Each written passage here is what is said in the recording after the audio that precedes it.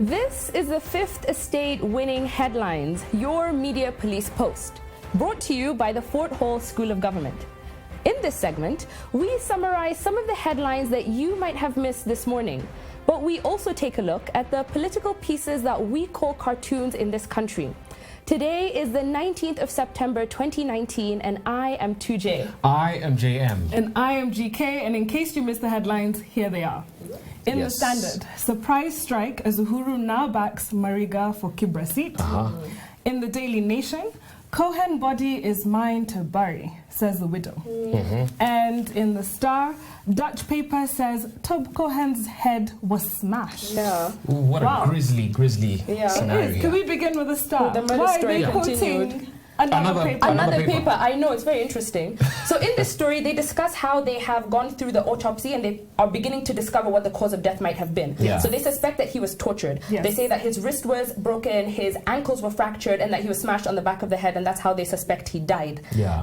What is interesting to me is how much of a hurry his sister, what's her name, Gabrielle, Yeah. she's in such a hurry to get back to the Netherlands. Because this has been a frightfully traumatic episode, to be honest. And they've been looking for his body for a very long time. Yes. But they also found it. But would you leave your brother's body in another country and leave? Exactly. But this is not. She's now 400 million shillings richer, and she's in such a rush to get out of the country. Something about it is very suspicious. Considering also, we did say the other day that she was hugging Kinoti, or rather Kinoti was hugging her. And then now we see in the Daily Nation picked a very interesting picture of Murgor holding Werimu's hand. But to be fair to them, this is a very emotionally draining process. It is, and I'm sure she's just looking for her closest ally. Absolutely. it's And true. in fact, I want to play devil's advocate for Sarah. Please do. You know, because she's being portrayed as being, guilty in this whole process. Yeah.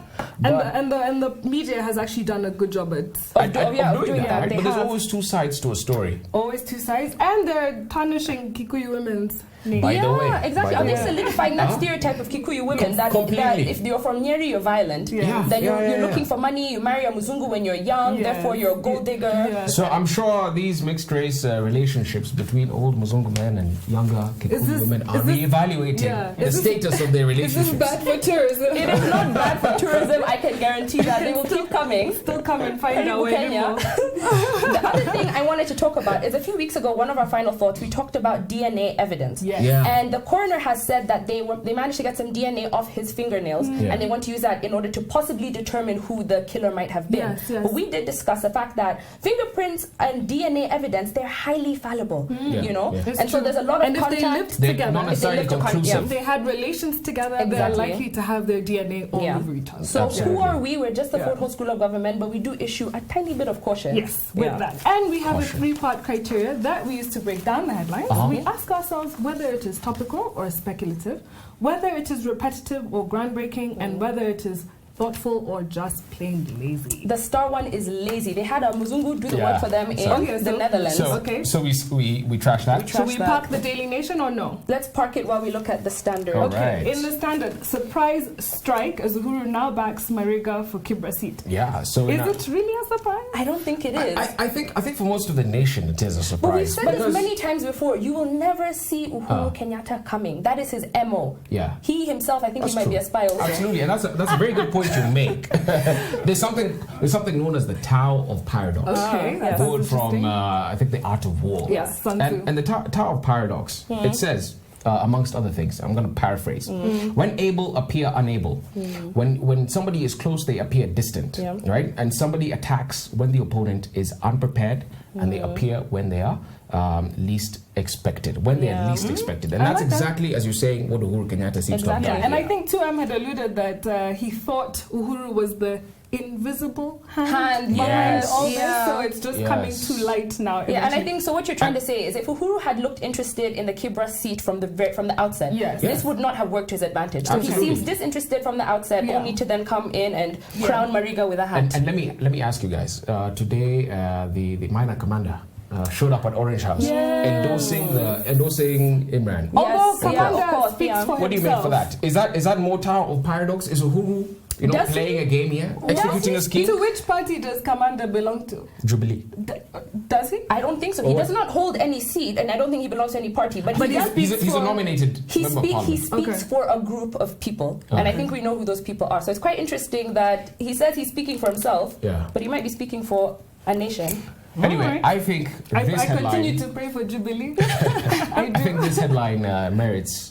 Yeah, the winning headline. I would agree. So Compared to that therefore, one. Cohen body is mine to bury. Toss Yes. Toss that. The Standard gives us our winning headline. Yes. So onto our political pieces, where we look at political pieces that we call cartoons in this country, where we have a 3-part criteria that we also use. We ask ourselves whether it is humorous or dry, whether it is sarcastic or pessimistic, and whether it is effective or just plain lazy. All right. Perhaps we start with the star. Yep. Ozone.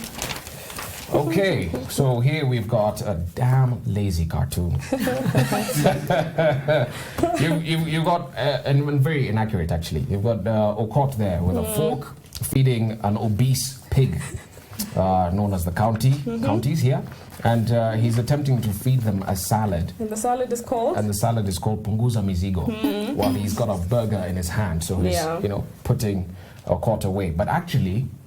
This is factually incorrect. It's a wrong interpretation. Because if you read the bill, it's the complete opposite, right? So actually, the counties are going to be fed burgers, and currently they're being fed a salad. Yeah. But then maybe he's trying to tell us that the MPs don't get it. Yeah, this could be good for you, but you're fighting it because MCAs stand to gain a lot, right? Yes. But they're seeing the bill as a salad. Yeah. And yet maybe veggies are good for you. Yeah, and not even that. If they read it some more, they would see that they probably have more to gain Precisely. than they currently do. I like that interpretation. But it takes too much to... Okay. So to get there. Yeah, so we park it or we toss it? While we look at the... Toss it. Toss it? All right. One time. GK has spoken. She's wearing suspenders. Have to be boss. Right. Okay, and then we have our new entrant in the Standard. Please write to us and tell us who you are. Yeah, what your name is. Like maybe it's Casso like Picasso. Okay. Oh, anyway. You're full of great ideas today. So we have a running track. And we have Babayao running in a complete different direction from everybody else in the governor's poll. So you have everyone going on the other side, and Babayao is saying, I'm winning, in the wrong direction. Yeah. And he's using the little person saying wrong directions now. I think this comes from the poll, remember the British-sponsored survey? that told us who the best and worst governors but were. The Council of Governors has since come out and said they don't agree with it. Yeah, which to me doesn't make sense because we know that part of the strategy as coming up with this poll was requesting information from the county governors, which means that they gave this information willingly, or even if they were forced, they still gave it up. Yeah. But maybe in true Kenyan fashion, they gave information and didn't think it would come back. to bite them. Maybe. Do we keep it? Do we toss I think we toss it. It's a day too late. Yeah.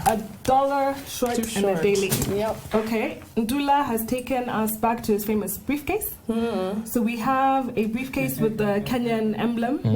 And then inside you have a jiko with a pot written county revenue bill. Yeah. And then you have Chef Uhuru Kenyatta sprinkling some salt or something. Like Salt Bay. Yes, like Salt Bay. With a ladle in the back of his I don't understand this cartoon. This is such what is he trying to say? boring cartoon. But also, why is Chef Uhuru so messy?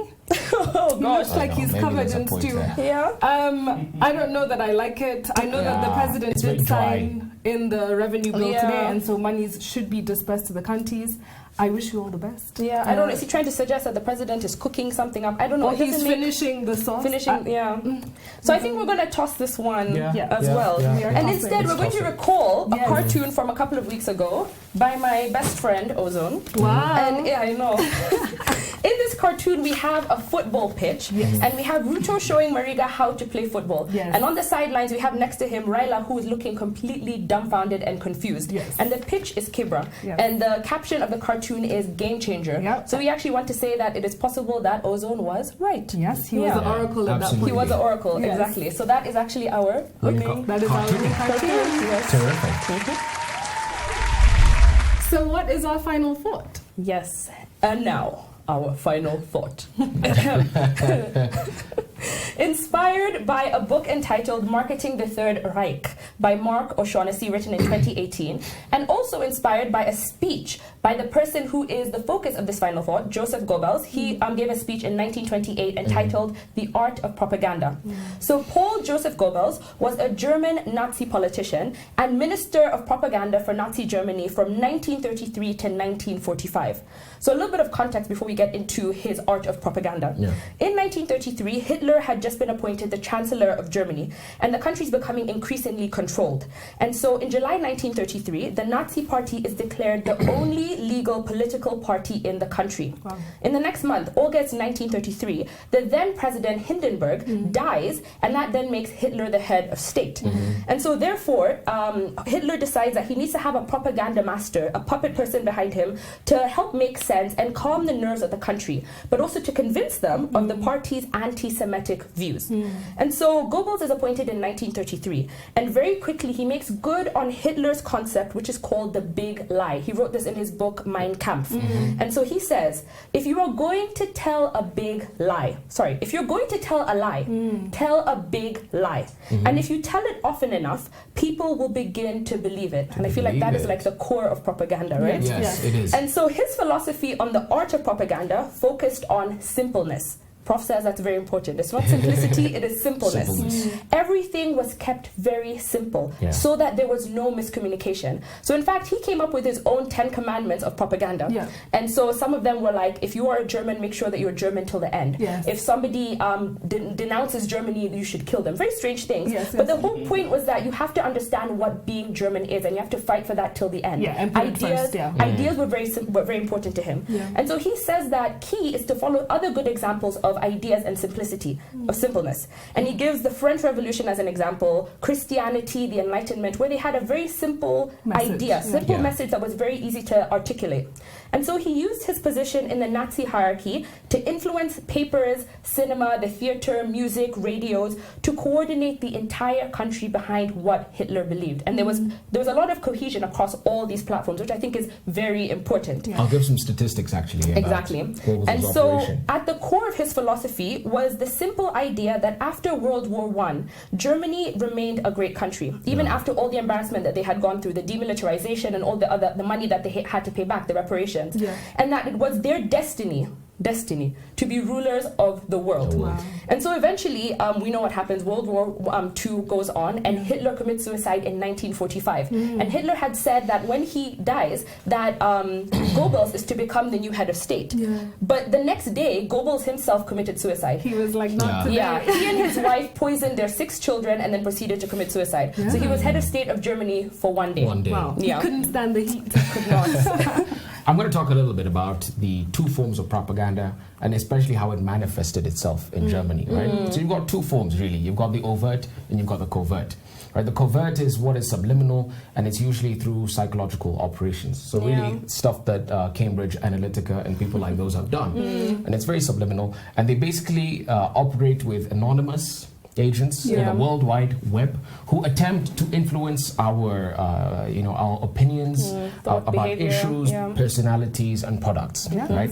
And that's the kind of propaganda I think we have all around us today. Subliminal, definitely. Precisely. But then we've got good old-fashioned propaganda as was practiced in Nazi Germany, about 50 years ago. And they did that very, very supremely, right? And in fact, in my view, the Nazi Party was one of the most effective propaganda organizations of even 1-2 millennia. And we keep saying propaganda is not a bad thing. It's not a bad thing, precisely, right? It's not. Well, in this case. Now the Nazis used it negatively. Of course. But they were supreme tacticians in communication. They had 10,000 hours in guerrilla methodology, right? Because their movement began in Bavaria in the early 1920s. And so they had really practiced the art of underground revolutionary methodology. And so by the time they're getting in 1932, they're supreme. Listen to some of the statistics, right? By 1941, Goebbels' propaganda unit had about 1,900 staff. Wow. Right? 1,900 staff running the operations that you were talking about. Right? In the same year, he had about 10,000 trained Nazi evangelists. People they called propagandists. And Wait, these so are like Prophet War types or like clever people? no, clever people who actually went and were trained, you know, to knock on doors. to knock on doors for one-on-one meetings and to convince people. Let me share with you the word of the Nazi party. Precisely. gospel. They were evangelicals, right? So 10,000. This is a massive operation. Yes. They allege in the same year that the party held about 200,000 public meetings. Wow. Can you imagine? And that's expensive, no? That's about 550 meetings every day. Oh my so goodness. they were also just present everywhere. This one of the strategies was just to be present all the time in people's faces, you know, 100% of the time. But the other thing they were very good at is that they were masters of choreography, right? They understood that politics is about perception. Yes. And the party would routinely host mass rallies in which they would have columns of marching youth that had been regimented into military and paramilitary formations. And the idea there was to project a state that had a lot of confidence, that was, you know, was enthralling to the people. And if you go watch the videos on that, you actually do get a sense of that. You do. They're very organized. Their outfits look beautiful. Precisely. And in fact, the spectacles were supposed to project three things: power, order, and solemnity. Right. So power, just, you know, the power of the state once again, the order where there had been chaos before, and then just this, you know, all-powerful state called the Nazi Party. And then they also had a doctrine: ein Volk, ein Reich, ein Führer. One people, one realm, one leader. So that also helped the propaganda. It, you know, tied up everything into that one message. And that goes back to that simpleness of the message that everybody can understand. And there's a few other things that they did. I have a story, but but you go first. And then sure? Yeah. Just to break the monotony. Just trying to be nice to you. No. Go ahead. Okay, so there's a few other things other than the marches and the ceremonies. They also were very careful about how they picked their name. So it was the National and Socialist Party. And they picked national and socialist because these were concepts that predated Hitler himself. And they thought that these things, if you were a socialist, you knew what that meant. If you're a nationalist, you knew what that meant. And so it meant people could just ride on this omnibus of names. The other thing that they did was they had a salute, the Nazi salute. I won't do it now, but you. We all know it. But it was a device created. It was a device created to identify party members and the movement, and they even had a way of saying hi. So it's a thing about rituals. Everyone's walking around saying "Hail Hitler, Hail Hitler." It brought people together. Then the other thing that they did was they suppressed and integrated the newspaper and made use of radio. Yes. So interestingly, before Hitler came into power, the Weimar Republic had started to have state control over the radio waves. So this is a classic example where now when Hitler comes in, he uses now this state control and content to his advantage. So it's a good law that was then had tragic unintended consequences, right? And then the other thing that they did was invasion from within. So you guys are speaking about what was going on in Germany, but they also had Nazi party cells all around. In Austria, Poland, all these places. And they would find their version of the opposition. Then they would co-opt them. They would tell them, listen, we're going to put you in power and we're going to make you very influential.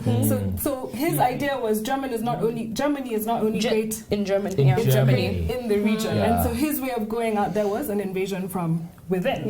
The other thing that he did, and like you rightly said, was organization was key. So Hitler had the ideas, but Dr. Goebbels breathed life into them. He's such a phenomenal job. And even actually, they would have these daily press briefings. So there was a daily press briefing officer who would send them to Hitler. But Hitler had the last word as to what would go out and shape public narrative every single day. It's so interesting. You get a little bit. You get a taste of Putin. You get a taste of Trump. You get some Obama. You can see, and we've said this week. Almost everybody learned their propaganda methodology Yes. from Yes. Hitler. Yes. Propaganda and optics. I want to give a short story about Simeon Nyachai. Right? You know, when 2M says he'll give a short story, he speaks forever. But it's okay. Go on. And my thinking here is that successive governments in Kenya seem to have underplayed the importance of optics, of perception in the presidency, and that's kind of eroded the power of the presidency. Yes. But let me give you a story of how the first government of Mzee Jomo Kenyatta appreciated the need for optics. Right, so the story is about Simeon Chai and the event that he organized in 1964. So in October of 64, Nyachai, who was then the DC for Nyandarua, is called to Nairobi to organize the December 12th Jamhuri Day celebrations. So he was in charge of the seating arrangements. And he decided, so he basically had a tabula rasa. So he decided Mzee should sit alone on the high dais, right? Accompanied only by the VP and his wife. Yes. But Charles Rubia, who was then the mayor of Nairobi, protested that decision. Thought he should Throw sit the there. fit. Absolutely. And he said, I am the first citizen of Nairobi. Yeah. I'm the mayor. I'm number one. I'm number one in Nairobi City, so I ought to sit next to the president. But I'm sure Sonko would Do something similar, right? But Nyachai put his foot down, and Nyachai said, this is the head of state. His power and aura cannot be diluted by a mayor. Who are you? A mere mortal. A mere mortal such as you. So he took that executive decision, put Mzee alone on the high dais, and predictably, when the day came, Rubia put up a fuss. And when Mzee comes, he sees a bit of commotion, and so he calls Nyachai over and asks Nyachai, so what's happening? What's the commotion? Why is Rubia so upset? And Nyachai whispers a word, tells him his rationale, and Mzee says, well done. Very well done. Good choice. Props. Right? That's a good story. And what this story tells us is that Nyachai understood the president's unspoken wishes, and he understood statecraft. Yes. And for that, legend has it that he was rewarded. Yes. He became PC. Okay.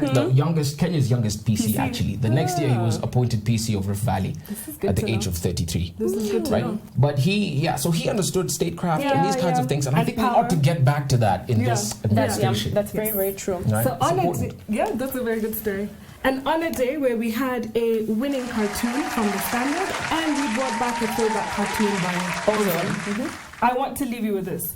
History proves that the greatest world movements have developed when their leaders knew how to unify their followers and through ideas that were short and clear. For example, Jesus Christ, his goal was clear and simple. Love your neighbor as you love yourself. Exactly. Well done, TJ. I got it. His teaching was simple. Millions came behind this idea. So sometimes clever ideas don't have to be so complex. Yes. Break it down, simplify, and see people support it. On that note, subscribe to our Breakdown channel. We are the Fifth Estate. We break down, we simplify. On YouTube, and also you can find us on TV. We are on Pang Free to Air, GoTV, and StarTimes. Do have a great evening.